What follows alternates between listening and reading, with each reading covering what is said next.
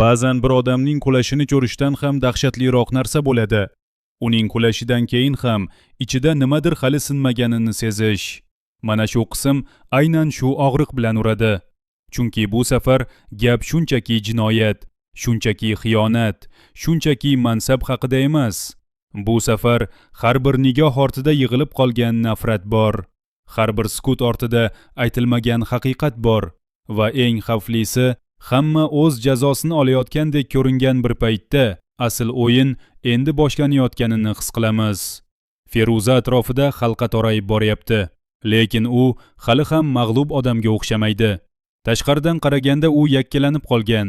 Dalillar unga qarshi, odamlar unga qarshi, hatto vaqtning o'zi ham unga qarshi ishlayotgandek. Ammo uning ichki holatini kuzatsak, u vahimaga tushgan oddiy ayol emas. U o'zini yo'qotmaslikka urinayotgan, so'nggi daqiqagacha nazoratni qo'ldan bermaslikka odatlangan odam. Shuning uchun ham uning rad etishlari oddiy himoya emas. Bu uning butun hayot falsafasi. U uchun tan olish faqat jinoyatni tan olish emas. U uchun tan olish o'zini noto'g'ri yashaganini, o'zining qudrati soxta bo'lganini, qo'rquv bilan qurilgan dunyo bir kun kelib boshiga qulashini tan olish demak. Va Feruza aynan mana shu haqiqatdan qochyapti. Keling, hammasini boshidan tartib bilan ko'rib chiqaylik. Birinchi sahnada Feruza o'z kabinetida yolg'iz o'tiribdi. Atrofda hamma narsa avvalgidek ko'rinadi, lekin u bu xonada endi o'zini begonadek his qiladi. U stol ustidagi hujjatlarni ko'zdan kechiradi, lekin ko'zlari hech bir satrga to'xtamaydi. Uning qo'llari biroz titrayapti, lekin u buni sezdirmaslikka harakat qiladi. Feruza o'rnidan turadi, derazaga borib tashqariga qaraydi. Pastda odamlar yurishyapti. Ularning hech biri uning yuqorida qanday azob chekayotganini bilmaydi. U chuqur nafas oladi, lekin bu nafas uning vahimasini bosishga yetmaydi. U o'ziga o'zi gapiradi: "Men qo'rqmayman. Men hammasini hal qila olaman." Lekin uning ichida bir ovoz qichqiradi: "Bu safar emas. Bu safar hammasi boshqacha." U telefonni oladi, bir raqamni teradi, lekin javob kelmaydi. Feruzaning yuzidagi ishonch asta-sekin yo'qola boshlaydi. U kabinetda bir necha bor oldinga orqaga yurib, nima qilishni bilmay qoladi. Ikkinchi sahnada Nodira Xalilovna kasalxona koridorida supurgi bilan pol artayotgan edi. Uning qo'llari odatlanmagan ishdan biroz og'riyapti, lekin u shikoyat qilmaydi. Atrofdagi hamshiralar unga qarab past ovozda pichirlashyapti. Kimdir achinib, kimdir esa yashirin zavq bilan. Nodira buni eshitib turaveradi, lekin yuzini burmaydi.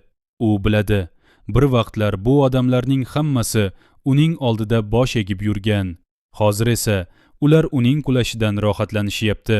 Nodira o'zini tutib, polni asta-sekin toza qilib artadi. Uning ichida g'urur hamon yonayapti, lekin u endi bu g'ururni boshqacha namoyon qiladi. U yerga egilgani sayin o'zining qanchalik kuchli ekanligini his qiladi. Bir payt oldidan bir hamshira o'tib ketayotib, uning chelakka qoqilib, suvini to'kib yuboradi. Hamshira darhol uzr so'raydi, lekin Nodira uning ko'zlarida achinish emas, balki bir xil xursandchilikni ko'radi.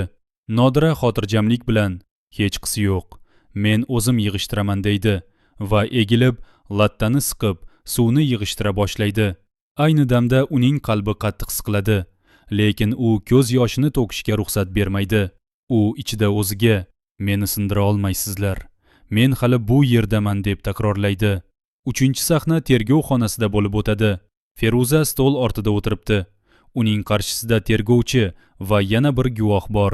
Tergovchi unga dalillarni birma-bir ko'rsatadi. "Bu yerda sizning imzoingiz bor", deydi tergovchi va bir qog'ozni oldinga suradi. Feruza qog'ozga qaramaydi. Uning nigohi devorga qadalib qolgan. "Men hech narsani tan olmayman", deydi u, ovozi biroz bo'g'ilib. Tergovchi jilmayib qo'yadi. "Kutib turing, siz hali videoni ko'rmadingiz." Feruzaning yuz rangi oqarib ketadi. "Video?" U bu haqda hech narsa bilmasdi. "Qanday video?" deb so'raydi u.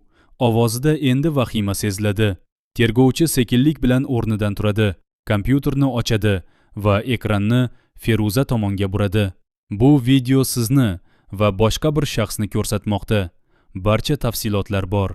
sizning har bir harakatingiz. Feruzaning yuragi tez ura boshlaydi.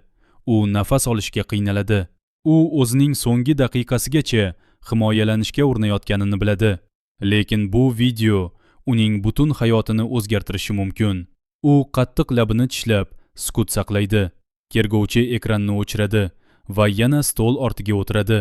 O'ylab ko'ring, Feruza opa, sizga vaqtingiz bor, lekin bu vaqt tez o'tib ketadi. 4-sahna Sodiq Turgunovichning uyida bo'ladi. U yolg'iz o'zi, qo'lida bir nechta hujjat va bank ko'chirmalari bor.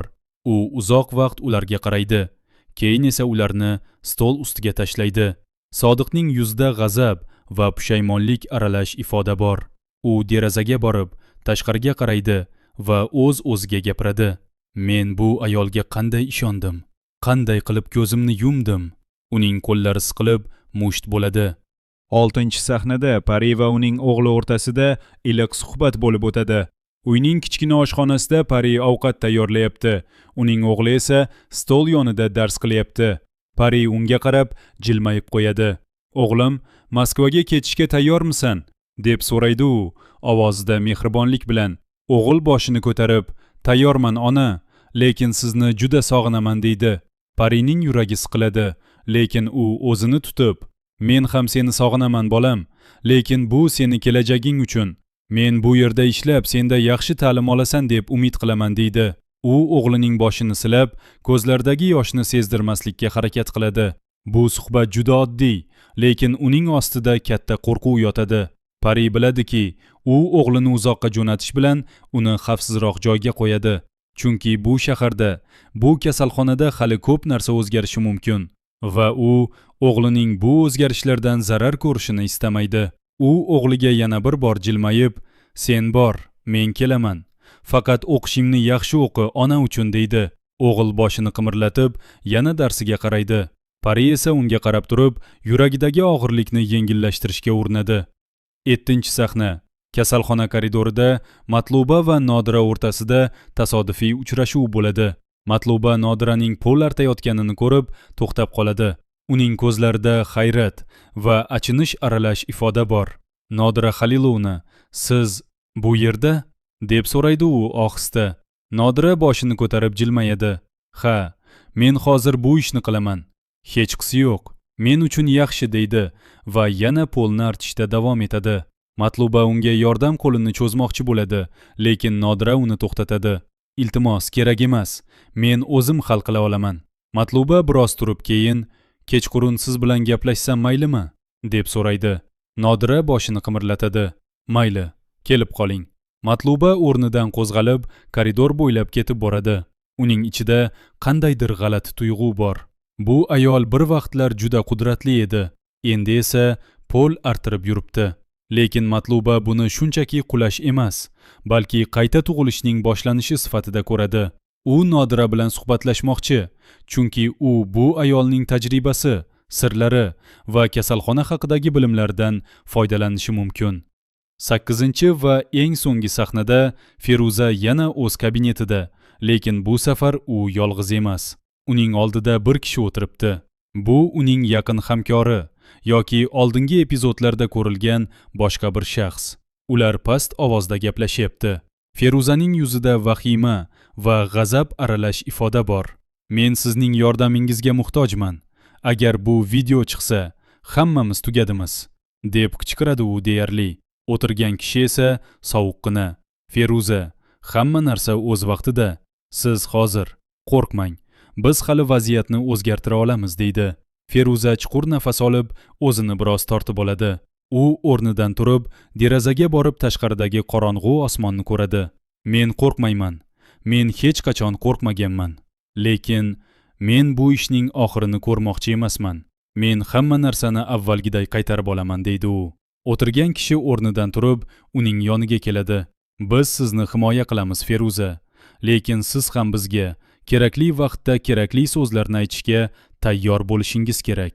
Feruza uning ko'ziga tik qarab, "Men tayyorman. Faqat vaqt bering", deydi. Uning ichida bir umid va bir qo'rquv bor. U bu o'yindan yana g'olib chiqishga urinadi, lekin biladiki, bu safar qoidalar butunlay o'zgargan. Shu qism tugagach, hissiyotlar juda kuchli. Feruzaning qulashi endi shunchaki shaxsiy falokat emas, balki butun tizimning tebranishidir. Nodira pol artib yurgani bilan ichidan qayta tiklanmoqda. Matluba esa yangi lavozimida katta sinovlarga duch kelishga tayyorlanmoqda. Pari o'g'lini xavfsiz joyga jo'natmoqchi bo'lib, ichida katta kurash olib bormoqda.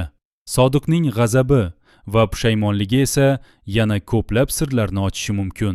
Endi savol shu: Feruza o'zini qutqara oladimi? U kimlarni o'zi bilan tortib ketadi? Matluba yangi lavozimida qanday qiyinchiliklarga duch keladi? Nodira qayta tiklanib, o'z o'rnini topa oladimi? Pari esa o'g'lini jo'natib, o'zi bu voqealarning markazida qoladi. U bu og'irlikni ko'tara oladimi?